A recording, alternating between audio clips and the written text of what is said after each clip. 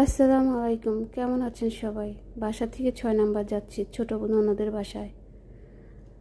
টিপি টিপি বৃষ্টি পড়ছে আর রিক্সা দিয়ে যাচ্ছি। মামাটা রিক্সা চালাচ্ছে আর ভাবছি একটা গল্প আপনাদের সাথে শেয়ার করি। আজকের ভিডিওটা অনেক লং হবে। সারাদিন কি করলাম আর কি কথা বলছি সেটা আপনারা শোনেন।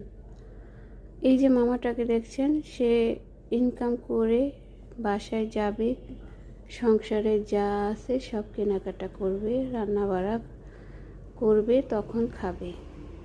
সকালে নাস্তা খেয়ে বের হয়েছে ভাত আর আলু ভর্তা। মামাকে জিজ্ঞেস করলাম, কি নাস্তা করলেন? মামা বলল, ভাত আর আলু ভর্তা খেয়ে আসছি। বললাম, দুপুরে যাবেন না? বলে যে না, আসরের পরে যাব। সেটাই চিন্তা করে দেখেন, একটা সংসারে যদি বাবা থাকে, সে বাবা পরিশ্রম করে এনে বাসায় আনলে মা সন্তান 2টা থাক বা 4টা থাক, সে বাবার একজনের উপার্জনে 5-6 জন কোনো রকম চলে যায়। আর যদি একটা সংসারে যেখানে বাবা না থাকে, সেখানে সংসার কিভাবে চলবে? যদি 2জন মানুষ থাকে বা 3জন মানুষ থাকে, কিভাবে চলে বলেন তো?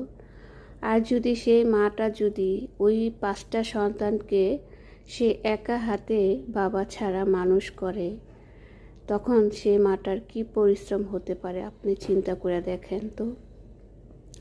সেই মাটা, তার বাবা ছোটকালেই মারা গেছে, অনেক কষ্ট করে 3টা মেয়ে 2টা ছেলেকে মানুষ করছে।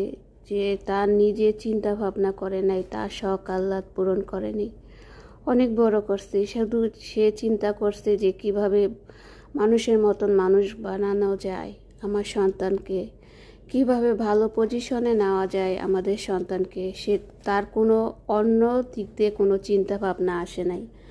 এখন আস্তে আস্তে ওই সন্তানেরা বড় হয়েছে, ভালো পজিশনে গেছে, তারপরে মনে করেন বিয়ে হয়েছে, তাদের সন্তান হয়েছে। এখন সে মাটা, তাদের সময় দেওয়ার কোনোই টাইম নাই। মাটা একদিন বিকেলে বসে বলছে যে আমার সারাদিন যেমন তেমন, বিকালটা হইলে আমার এত খারাপ লাগে, তোরা কি আমাকে একটু বিকেলে ঘুরতে নিয়ে যাবি বাইরে? মা, তোমার কি এখন ঘোরার সময় আছে? তুমি বাসায় বসে থাকো। তাহলে আপনারা চিন্তা করে দেখেন তো, এই মাটা যখন তার ঘোরার সময়, বেড়ানোর সময়, আনন্দ করার সময়, তখন এই চিন্তা ছিল সন্তান